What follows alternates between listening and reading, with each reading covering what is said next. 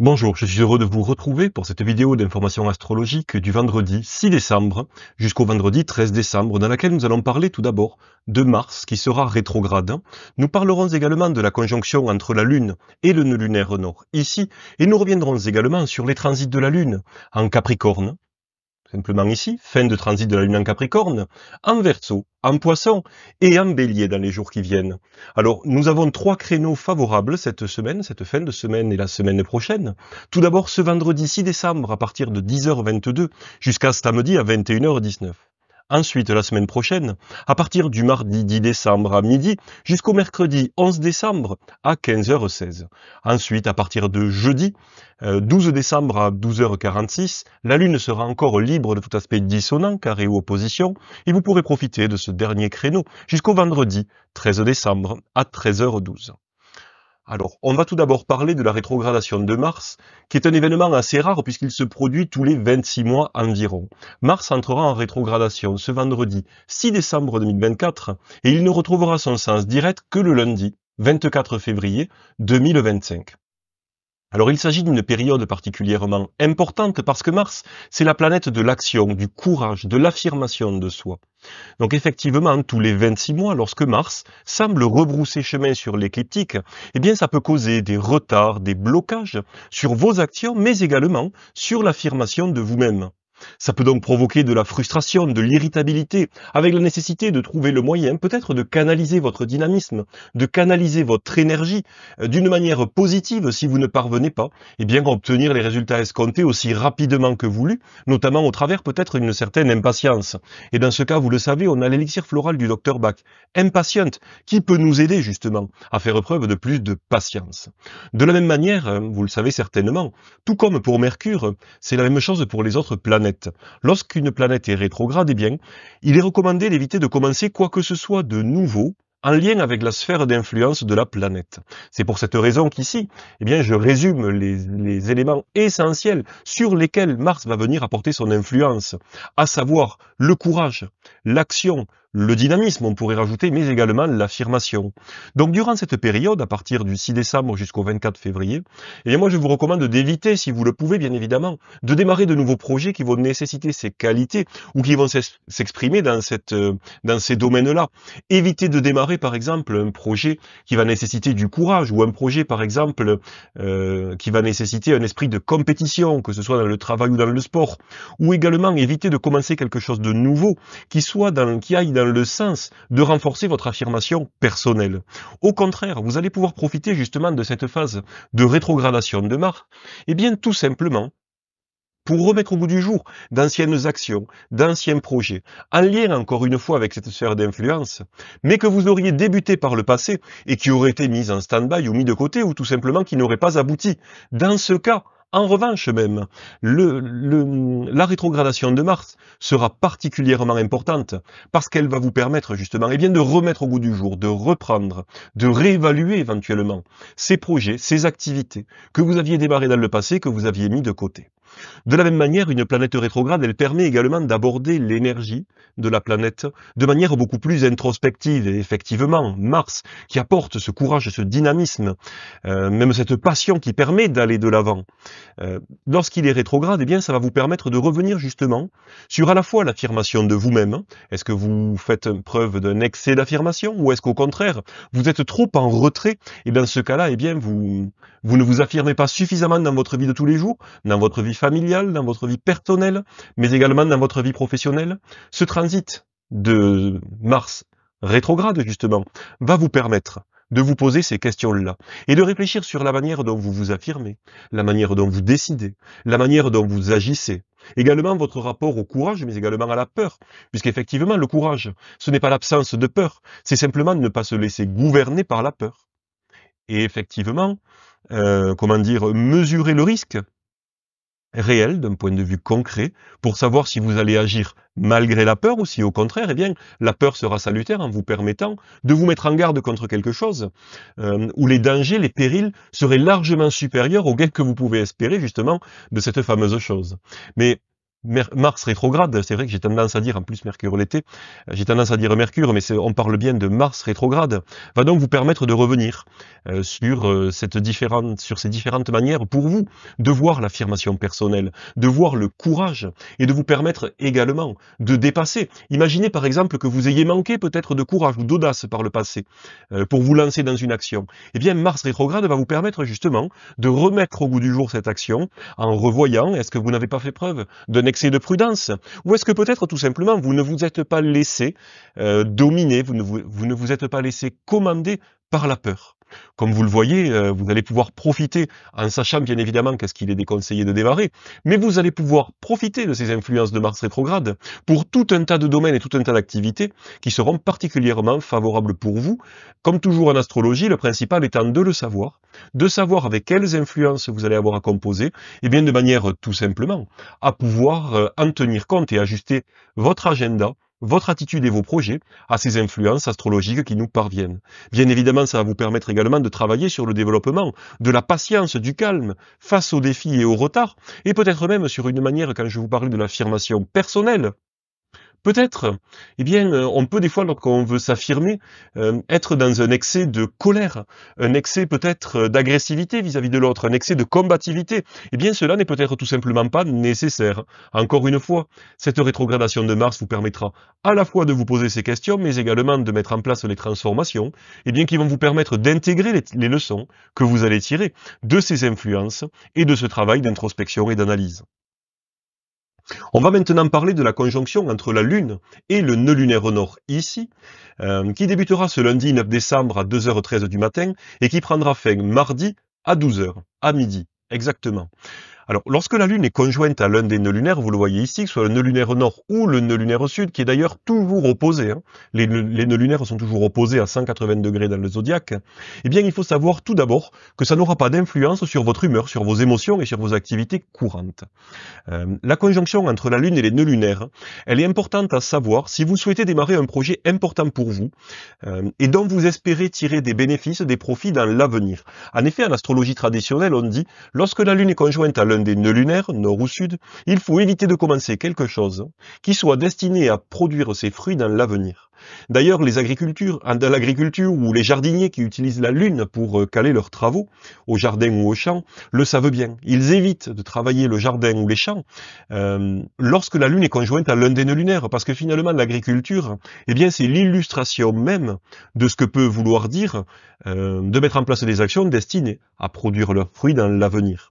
De la même manière, vous, si vous souhaitez démarrer un projet sur le long terme et qui devrait produire ses fruits dans l'avenir, eh bien je vous recommande d'éviter cette période à partir de lundi à 2h13 jusqu'à mardi à midi, et d'éviter de manière générale, lorsque vous avez ce type de projet souvent important à démarrer, eh bien de le faire lorsque la Lune est conjointe au nœud lunaire.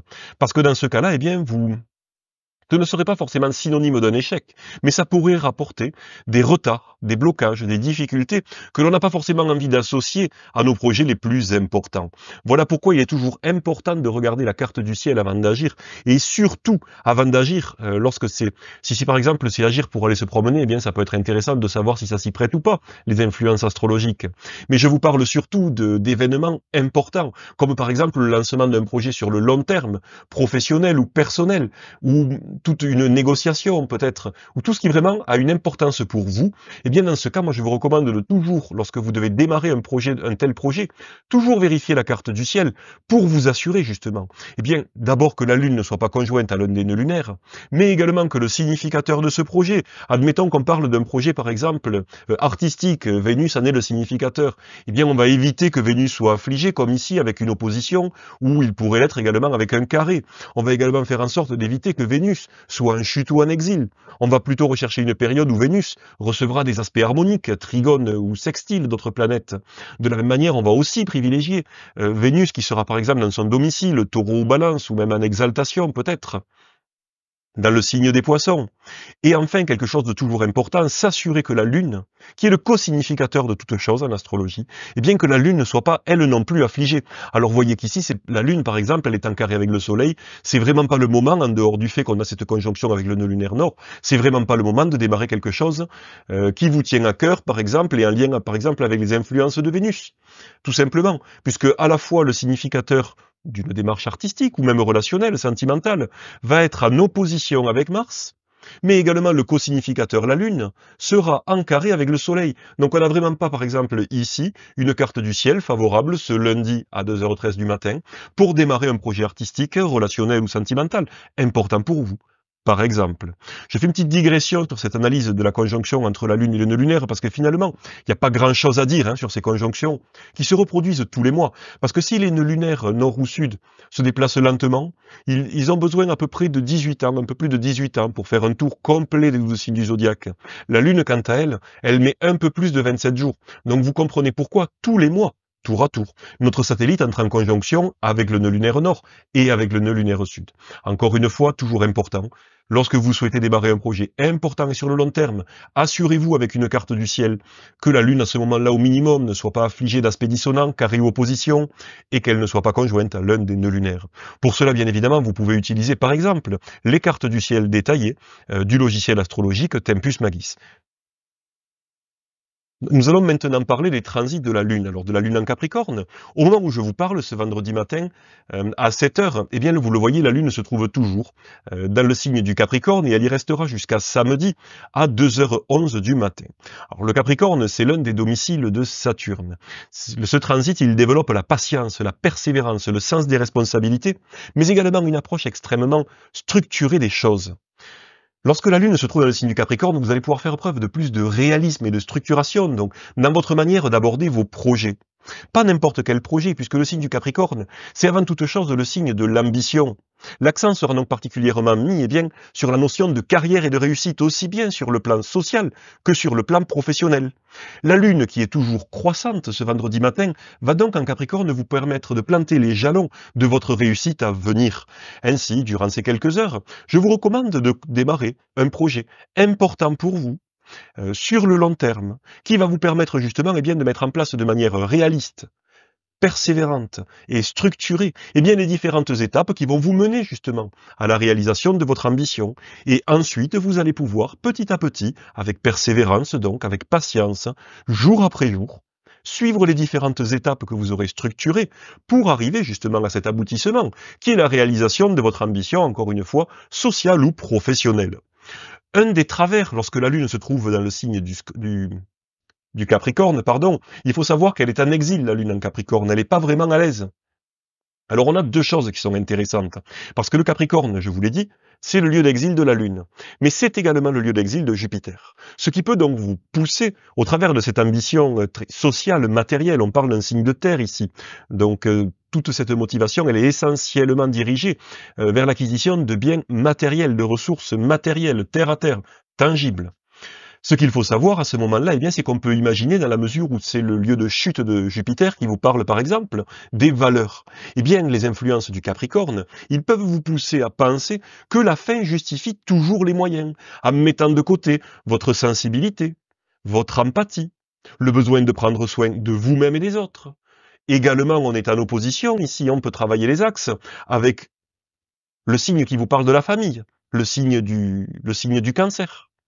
Extrêmement important. Ça peut donc vous pousser, ces influences du Capricorne, à mettre de côté votre famille, vos sentiments, vos émotions, mais également, puisqu'on est le lieu de chute de Jupiter, également mettre de côté vos valeurs pour accéder à la réussite que vous désirez avoir. Donc attention à ne pas tomber dans ce piège.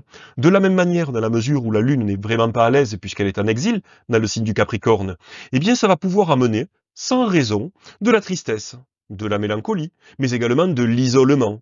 Pour éviter de tomber dans ce piège, vous avez l'élixir floral du Dr Bach, Mustarde, qui va vous permettre justement de revenir à un état émotionnel beaucoup plus équilibré si vous veniez à ressentir tristesse et mélancolie, encore une fois sans raison apparente. De la même manière, si vous étiez tenté de vous isoler, parce que ce transit, il renforce de la Lune en Capricorne également la timidité, ce sera la fleur de Bach, Mimulus, qui va vous aider à gagner non seulement en courage pour affronter des peurs connues, mais également pour mettre de côté cette timidité afin de vous permettre d'avancer vers cette réalisation extérieure de vos ambitions, ou en tout cas de mettre en place les premiers pas, les premiers éléments qui vous mèneront vers cette réussite dont nous venons de parler. On va maintenant parler du transit de la Lune dans le signe du Verseau, qui débutera ce samedi à 2h11 et qui prendra fin le lundi 9 décembre à 6h18 du matin. Alors vous le voyez ici, la Lune se trouvera en Verseau, elle va également rejoindre le maître principal du Verseau, Saturne. Donc, lorsque la Lune transite le signe du Verseau, qui est donc, comme je vous le disais, le domicile de Saturne principal, mais également le domicile secondaire d'Uranus, c'est particulièrement important parce que ça va développer ce besoin de liberté et d'indépendance, avec le besoin d'apporter de la nouveauté, de la modernité, de l'innovation dans votre vie, pour sortir, encore une fois, des sentiers battus, pour sortir de votre zone de confort. Ce double domicile de Saturne et d'Uranus dans le signe du Verseau, il peut paraître contradictoire parce que finalement Saturne, c'est la planète des responsabilités, des contraintes, des restrictions. Et Uranus, c'est la planète de la liberté et de l'indépendance, où on vient rompre les chaînes, justement. Alors pour comprendre la subtilité des influences du Verseau, et notamment lorsque la Lune le transite, eh bien il faut comprendre une chose très importante, qui est que la liberté, en fait, ne repose pas sur une absence de règles, de normes ou de responsabilités. La liberté, en réalité, ça repose sur le fait de choisir vos propres valeurs, de choisir les règles auxquelles vous allez obéir et de choisir les responsabilités dont vous allez vous charger. Donc effectivement, lorsqu'on a une lune décroissante dans le Verseau, ça permet de mettre de côté tous les conditionnements liés au passé ou les responsabilités qu'on porte sur nos épaules, parce qu'on pense que c'est les nôtres ou parce que, de manière inconsciente, d'autres les ont mis sur nos épaules. Mais lorsque, ici, on a un transit de la lune croissante dans le signe du Verseau, eh bien, on va pouvoir choisir nos propres règles, choisir nos propres normes, choisir nos valeurs et choisir également nos engagements et nos responsabilités, de manière à nous y tenir ensuite avec patience, persévérance et sens des responsabilités. Et c'est ça, véritablement, accéder à la liberté et à l'indépendance. Mais en étant conforme et aligné avec quoi? Avec vos envies, avec vos besoins, avec votre personnalité, et non pas avec ce qu'on a pu faire peser sur vos épaules, notamment au travers de conditionnements ou de schémas hérités du passé, y compris de l'enfance et de l'éducation. De la même manière, il faut savoir que le signe du Verseau, très intéressant, parce qu'on pourrait penser là qu'avec cette liberté, cette indépendance, on est dans l'ego. Eh bien non, pas du tout, parce que le signe du Verseau, c'est le lieu d'exil du Soleil. Donc ça va vous permettre, ce transit de la Lune en Verseau, eh bien de mettre de côté votre ego, pour aller vers des activités collectives, de manière à investir votre vitalité, votre dynamisme, dans des activités de groupe collectives, en ne recherchant plus finalement à occuper le devant de la scène, à briller, à être remarqué. Non, ce transit de la Lune dans le signe du Verseau va développer un profond besoin de vous aligner avec vos valeurs, de vous aligner avec vos idées, notamment avec des idées souvent humanistes, innovantes. Et vous allez justement pouvoir vous investir en mettant de côté ce besoin de briller, cet ego, dans ce type de projet, que ce soit avec des amis sur le plan associatif, ou même par exemple dans un groupement quelconque. Voilà tout l'intérêt de ce transit de la Lune croissante dans le signe du Verseau. Inscrivez-vous à une association, allez vers les autres, répondez justement à ce besoin que vous ressentez peut-être en vous, d'aider les autres dans une action humanitaire par exemple.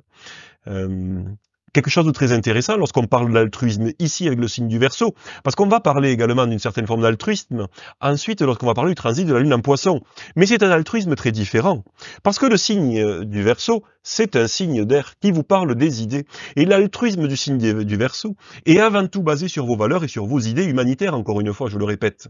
Alors que l'altruisme du signe des Poissons, qui est un signe d'eau, est avant tout basé sur votre compassion, votre empathie et donc votre sensibilité. On a des influences qui sont les deux poussées vers l'altruisme, mais avec des motivations, des origines différentes. Effectivement, je vous l'ai dit, ce transit de la Lune croissante en Verseau va vous permettre de sortir de votre zone de confort, en faisant entrer la nouveauté dans votre vie. Quelque chose d'un petit peu intéressant, ici on va y revenir, on va aller un petit peu plus dans le détail, et d'ailleurs n'hésitez pas en commentaire à me dire si vous aimez dans ces vidéos qu'on fasse des petites parenthèses comme ça, pour fouiller plus en profondeur les cartes du ciel, et aller chercher les motivations, aller chercher plus en détail ce qui se passe, ou si vous préférez au contraire, qu'on survole un petit peu plus, pour avoir des influences générales sans trop rentrer dans le détail. Moi pour ma part je trouve ça intéressant de détailler, mais à la fois pour le partager avec vous, mais également pour vous montrer comment est-ce qu'on lit, comment est-ce qu'on analyse une carte du ciel. Ça pourra vous servir petit à petit pour vous-même apprendre à comprendre une carte du ciel, qu'on parle des transits, mais également d'un thème astral, ou vous dites-moi-le si vous préférez qu'on fasse plus court et qu'on aille de manière plus synthétique à l'essentiel. Pourquoi? Parce qu'ici, moi, ce que j'aimerais vous parler, c'est du maître principal, donc Saturne du signe du Verseau. On le voit ici qui est en Verseau, mais alors, on a une configuration particulière. Parce que Saturne, vous voyez, il est à la fois en carré avec Jupiter et en carré avec la conjonction Mercure-Soleil. Cette conjonction Mercure-Soleil, elle est opposée ici à Jupiter, dans le signe du Taureau. Et alors ça, c'est particulièrement intéressant, parce que lorsqu'on a ce type de triangle rectangle, ici on a quasiment un angle droit, eh bien la solution de l'opposition ici se trouve au niveau de la planète qui occupe l'angle droit du triangle rectangle. Je vous parle des transits ici, mais c'est tout aussi vrai dans le cadre de l'analyse d'un thème astral. Donc, ce soleil conjoint à Mercure en Scorpion, qu'est-ce qu'il développe? Eh bien, il développe vraiment le sens de l'introspection, le sens de la psychologie également, pour comprendre et transformer. Ça va vous permettre de faire ce travail d'introspection, d'analyse, pour mettre en lumière les zones d'ombre. On a cette conjonction ici, donc ça vous parle de vous-même. Mercure conjoint au soleil ici, ça apporte une certaine subjectivité, c'est-à-dire qu'on parle, on réfléchit à propos de soi-même, de sa volonté, de son ambition.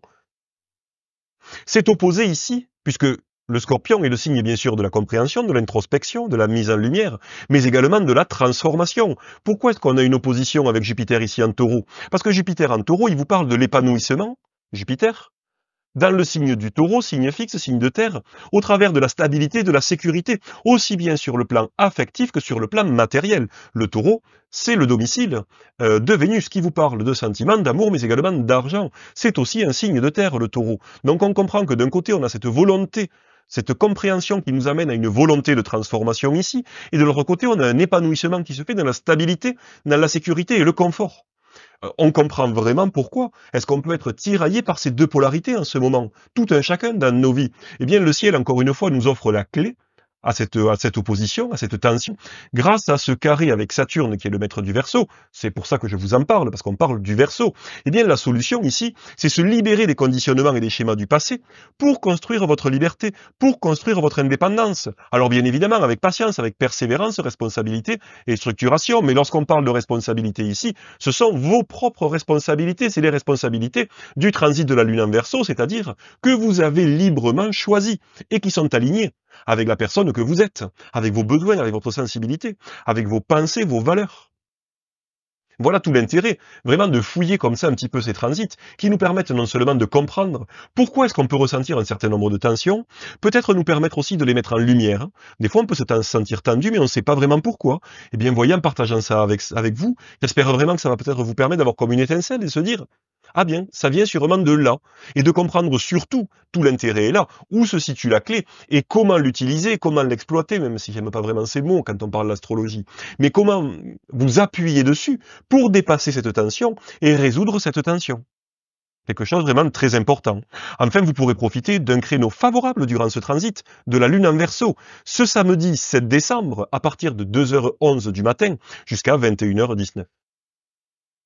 Maintenant, nous allons parler du transit de la Lune dans le signe des Poissons, ici, qui va rejoindre le nœud lunaire nord, à partir de lundi à 6h18 jusqu'au mercredi 11 décembre à 8h48 du matin. Alors, le signe des Poissons, c'est particulier. C'est le domicile principal de Jupiter, mais c'est également le domicile secondaire de Neptune, quelque chose de particulièrement important. Mais c'est également le lieu d'exil et de chute de Mercure. Évidemment, les poissons, comme je vous l'ai dit tout à l'heure, c'est un signe d'eau. Donc, lorsque la Lune transite un signe d'eau, et a fortiori ici le signe des Poissons, eh bien ça va renforcer considérablement votre sensibilité, vos émotions, votre empathie, à tel point justement que vous pourriez vous sentir comme hypersensible et peut-être même avec une certaine susceptibilité. Je vous l'ai dit, le signe des Poissons, c'est le lieu d'exil et de chute de Mercure. Le mental est relégué au second plan lorsque la Lune transite le signe des Poissons, au profit justement de votre sensibilité, de votre intuition, de votre inspiration. Encore une fois, la réceptivité, la compassion, l'inspiration et l'intuition sont des éléments extrêmement importants du transit de la Lune croissante ici, dans le signe des Poissons, ce qui va vous permettre justement, eh bien quoi, de commencer, de débuter un projet particulièrement important pour vous, qui soit destiné justement, eh bien, à satisfaire. Alors, si on parle du cas de Jupiter, eh bien de satisfaire vos valeurs profondes. Mais lorsqu'on parle de Neptune, qui est la planète des rêves, des idéaux, de ce qui vous fait véritablement vibrer, eh bien ce transit de la Lune croissante dans le signe des Poissons, ça va vous permettre de faire ce travail, d'entrer en connexion avec ce qui se trouve au plus profond de vous-même, non pas pour explorer les ombres comme on pourrait le faire avec un transit en Scorpion, mais ici dans le signe des Poissons, ce qu'on va chercher à faire, c'est entrer en contact finalement plutôt avec la dimension divine, je dirais, c'est-à-dire de ce qui vous fait véritablement vibrer au plus profond de vous. Et en entrant en connexion avec cela, en prenant conscience, eh bien vous allez pouvoir utiliser les influences de la Lune croissante pour aligner un peu plus votre vie sur ses rêves et sur ses idéaux et sur ses valeurs profondes. Et de cette manière-là, eh bien vous allez peut-être pouvoir résoudre, d'une certaine manière, résoudre cette difficulté, résoudre ces tensions que vous pouvez ressentir à certains moments, de manière encore une fois à mener une vie, et c'est le but ultime, à la fois de l'astrologie, du développement personnel, de l'analyse, de l'introspection, de savoir qui l'on est, et d'aligner à la fois ce que l'on pense et ce que l'on ressent, avec ce que l'on dit, et ensuite avec ce que l'on fait, de manière à avoir une vie qui soit alignée. Totalement aligné. Ce mot, on l'entend très souvent, parfois à tort et à travers, mais l'idée, c'est également l'idée des fleurs de la philosophie du docteur Bach et des fleurs de Bach. Hein. C'est bien ça. C'est qu'entre ce dont on a besoin, qui l'on est et ce que l'on fait, il faut que tout ça se soit en harmonie. Parce que sinon, eh bien, on va commencer à ressentir des émotions négatives qui vont être un petit peu comme le symptôme que quelque chose ne va pas. Eh bien, ce transit de la Lune croissante en Poisson va vous aider, va vous permettre à prendre conscience de ce dont vous avez besoin, de ce qui vous permet de vous sentir bien dans votre vie, et même au-delà de ça, qui vous permet de vous sentir aligné avec vous-même. Alors, comme je vous le disais, évidemment, la rationalité, le mental, l'esprit d'analyse, il est relégué au second plan. Donc peut-être ne prenez pas des décisions trop importantes ou radicales durant ce transit de la Lune en Poisson. Prenez votre carnet, marquez ce qui vous passe à l'esprit, marquez ce que vous ressentez. Marquez ce qui remonte à la surface de la conscience, pour ensuite utiliser les transits suivants, et notamment le bélier, le taureau et ainsi de suite, la lune en bélier, en taureau, pour mettre en place, éventuellement, les actions concrètes destinées à aligner un peu plus votre vie sur vos rêves, vos idéaux, vos valeurs, et ce qui vous fait vraiment vibrer dans la vie. Également, profitez de ce transit de la lune en Poisson, c'est le lieu d'exaltation de Vénus, pour vous faire plaisir. Peut-être vous promener dans la nature, dans la forêt, ou peut-être même au bord de l'eau. Profitez des plaisirs au gré de vos envies. Également pratiquer des activités spirituelles. Je pense à la méditation, à la prière, mais également à des séances de médiumnité ou de voyance. Peut-être même des exercices de développement psychique. Profitez justement que votre mental soit relégué au second plan, au profit de votre intuition et de votre sensibilité, pour explorer justement toute cette sphère de la spiritualité. Pas de décision radicale, ça je vous l'ai dit, jusqu'à la fin du transit. Bien évidemment, alors, ce signe d'eau, cette grande réceptivité, cette empathie même, cette compassion, elle peut vous rendre extrêmement influençable et impressionnable vis-à-vis de l'extérieur. Vous aurez peut-être besoin de vous en protéger, notamment avec l'élixir floral Walnut, qui va vous protéger des influences extérieures, si elles devenaient trop pressantes ou trop pesantes. De la même manière, cette grande sensibilité, cette grande intuition, inspiration, cette connexion également avec les sphères supérieures, plus subtiles, elle peut amener des angoisses, c'est-à-dire des peurs qui ne sont pas définies. Et dans ce cas-là, ce sera l'élixir floral Aspen qui va vous aider justement à lutter, non pas à lutter contre ces angoisses, mais plutôt à amener plus de lumière pour ne pas laisser place aux angoisses justement, dans l'utilisation que vous allez faire des influences de ce transit de la Lune dans le signe des Poissons. Pour cela, vous allez également pouvoir profiter d'un créneau à partir de mardi, 10 décembre à midi, jusqu'au mercredi 11 décembre à 8h48. Alors quelque chose de particulièrement important pour aller un petit peu plus loin, c'est qu'à partir justement de lundi à 17h38, eh bien nous allons avoir une configuration particulière. Je vous ai parlé tout à l'heure du triangle rectangle. Ici on a une configuration encore plus forte, en transit, mais également dans le thème astral, qui est le grand triangle d'eau. Pourquoi?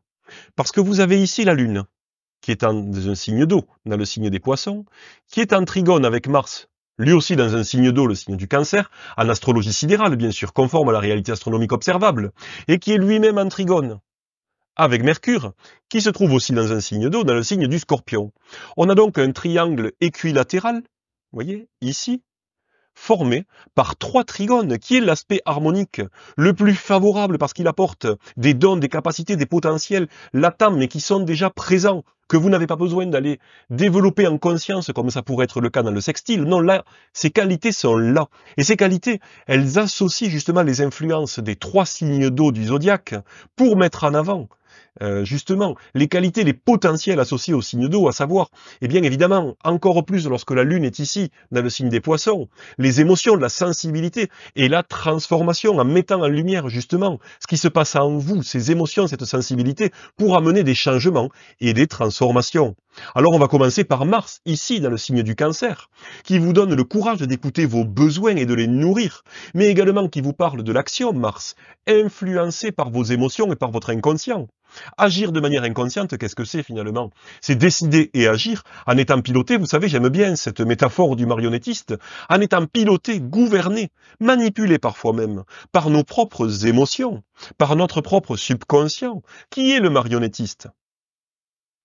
Qu'est-ce que ça nous permet de faire avec ce trigone ici, avec Mercure dans le signe du Scorpion? Eh bien, Mercure en Scorpion, il apporte un sens profond de l'analyse pour aller au bout des choses et pour découvrir les vérités cachées. Ça renforce également Mercure en Scorpion considérablement le sens de la psychologie, non seulement pour vous comprendre vous-même, mais aussi pour comprendre les autres. Et puis, une fois que vous avez compris, vous allez pouvoir agir pour transformer, pour modifier, pour métamorphoser. Enfin, de quelle manière? Eh bien, avec une lune ici dans le signe des Poissons, qui va vous permettre de mettre de côté votre mental, votre rationalité, vous savez, ce petit mental, au profit du cœur, de la compassion, de l'empathie et finalement de l'amour inconditionnel, pour arriver à l'amour inconditionnel. Donc on pourrait finalement, qu'est-ce qu'on aurait ici? On aurait Mars en Cancer qui est une action pilotée par l'inconscient, notamment sur le plan familial ici, agir peut-être de manière inconsciente en étant tenu par des engagements dont on n'a même pas conscience peut-être. La possibilité, grâce à Mercure en Scorpion ici, au travers de ce trigone, eh bien, de prendre conscience, de mettre en lumière et de venir transformer. Pourquoi faire? Eh bien, pour transformer peut-être le sens du devoir, le devoir, qui est vécu comme tel bien souvent, notamment dans le contexte familial, en amour, et en amour avec un grand A, c'est-à-dire un amour inconditionnel. Et que nous allons ainsi, de cette manière-là, pouvoir transformer l'action par devoir, par nécessité et par obligation, souvent de manière inconsciente, en action pilotée par quoi? Par la compassion, par l'empathie et par l'amour de l'autre, au travers d'un véritable amour inconditionnel, qui est bien évidemment développé ici par ce transit de la Lune dans le signe des Poissons. Enfin, nous allons maintenant parler du transit de la Lune dans le signe du Bélier qui débutera ce mercredi 11 décembre à 8h48 du matin et qui durera jusqu'au vendredi 13 décembre à 10h17 du matin. Alors on parle ici d'un vendredi 13. Je vais peut-être pas faire de publication spécifique à ce sujet. En plus, j'ai regardé les configurations, c'est vraiment pas terrible au niveau des significateurs, que ce soit de Jupiter ou que ce soit de Vénus, les significateurs de la chance au jeu ou autre. Mais je vais vous mettre peut-être en description une vidéo que j'avais fait sur l'astrologie et les jeux de hasard, parce que c'est très intéressant. Alors, bien évidemment, c'est la compréhension de l'astrologie ne va pas vous permettre de gagner à l'euro-million ou au loto, hein, ça se saurait. Par contre, c'est très intéressant parce que ça permet, de faire de l'astrologie, de pratiquer. Ça permet d'avancer dans la compréhension des choses, mais également peut-être aussi de sélectionner des créneaux de chance dans lesquels vous aurez un petit peu plus de chance peut-être de gagner, mais bien évidemment, encore une fois, ça ne va pas vous garantir de gagner quoi que ce soit au jeu de hasard, soyons clairs là-dessus. Vous pouvez consulter cette vidéo, c'est quelque chose de très intéressant, même de très amusant à faire. Si vous jouez, si vous aimez les jeux de hasard, eh bien, ça peut être intéressant. Si vous aimez les jeux de hasard et que vous aimez l'astrologie, cette vidéo vous intéressera très certainement, parce que ça va vous permettre de pratiquer l'astrologie, et également de vous adonner à votre passion des jeux, à votre intérêt à ce divertissement que peuvent être les jeux de hasard, en pilotant tout ça avec de l'astrologie. Je vous mettrai la vidéo en description. Alors, tout simplement, lorsque la Lune transite le signe du Bélier, eh bien, c'est le domicile de Mars. On a donc, qui est un signe de feu également, le signe du Bélier, donc ça renforce le dynamisme, le courage, l'affirmation. Mais pour agir, de quelle manière? Par soi-même et pour soi-même, parce qu'on est sur le lieu d'exaltation du Soleil, dans le signe du Bélier. Donc c'est l'action, par soi-même et pour soi-même avec le Soleil. On a évidemment, puisque la Lune vous parle de votre humeur, de vos émotions, tout ça c'est très intense, passionné. L'imagination également est enflammée par les influences martiennes, qui est le maître du signe ici du Bélier. Donc on a un besoin, durant ce transit de la Lune en Bélier, eh bien d'agir avec courage, avec dynamisme, pour vous affirmer justement, encore une fois, comme je vous l'ai dit, par vous-même et pour vous-même. Ça favorise donc des actions rapides, intenses, mais ça ne favorise pas des actions sur le long terme. Alors moi, ce que je vous recommande, surtout lorsqu'on a une lune croissante ici dans le signe du Bélier, eh bien, c'est de mettre en place des actions rapides, intenses, destinées à faire bouger les lignes, ce que j'aime bien dire, appeler des actions coup de poing, qui vont vous permettre justement eh bien, de vous confronter à ce qui pouvait vous faire peur, ce qui pouvait vous effrayer par le passé. Eh bien, lorsque la lune est en Bélier, c'est l'occasion de mettre en place des choses, puisque vous n'aurez plus peur d'agir. Ça renforce votre courage, ça va renforcer même votre sens de la compétition, très très intéressant, une lune croissante en Bélier, pour démarrer justement une activité de compétition. Mais lorsque la lune est en Bélier, on est sur le sprint. N'oubliez pas que le Bélier, c'est aussi le lieu de chute de Saturne qui vous parle de patience, de temps et de responsabilité. Donc lorsque la Lune est en Bélier, ça ne favorisera évidemment pas les actions sur le long terme, et ça peut également vous pousser à agir sous le coup de l'impatience, de l'impulsivité, en faisant preuve d'inconséquence, c'est-à-dire en négligeant les conséquences sur le long terme, puisqu'encore une fois, on est sur le lieu de chute de Saturne en Bélier, en négligeant justement les conséquences sur le long terme. Alors bien évidemment, vous allez pouvoir vous appuyer sur l'élixir Impatient, celui-là c'est la deuxième fois que je le cite dans cette vidéo, qui va vous aider justement bien à accepter que les gens autour de vous, que les choses n'aillent pas aussi vite que ce que vous aimeriez. De la même manière, oui, évidemment, le transit de la Lune dans le signe du Bélier, ça renforce votre leadership, votre capacité à diriger et à commander pour utiliser les autres en quelque sorte, pour vous aider à atteindre vos objectifs et à vous affirmer, et à atteindre la réalisation non seulement de votre volonté, mais également de votre ambition. Mais quand on, entre guillemets, on va utiliser les autres pour cela, les guider peut-être, pour qu'ils nous aident, eh bien, il ne faudrait pas tomber dans le piège d'une autorité excessive, d'un despotisme, d'une tyrannie qui écrase l'autre. Non, l'autorité saine, c'est une autorité qui consiste à être un pilier rayonnant, qui inspire l'autre, qui guide l'autre, et non pas qui le contraint.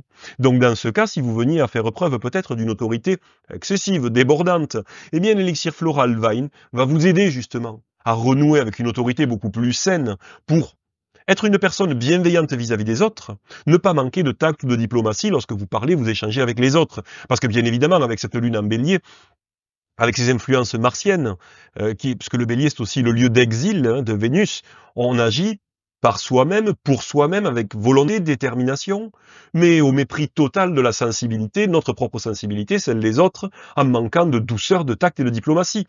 Donc encore une fois ici, Vine pourra vous aider également, si vous êtes amené peut-être à diriger, à commander les autres, et bien à le faire de manière beaucoup plus équilibrée et bienveillante. C'est à la fois bon pour les autres, évidemment, mais aussi bon pour vous, il faut le dire.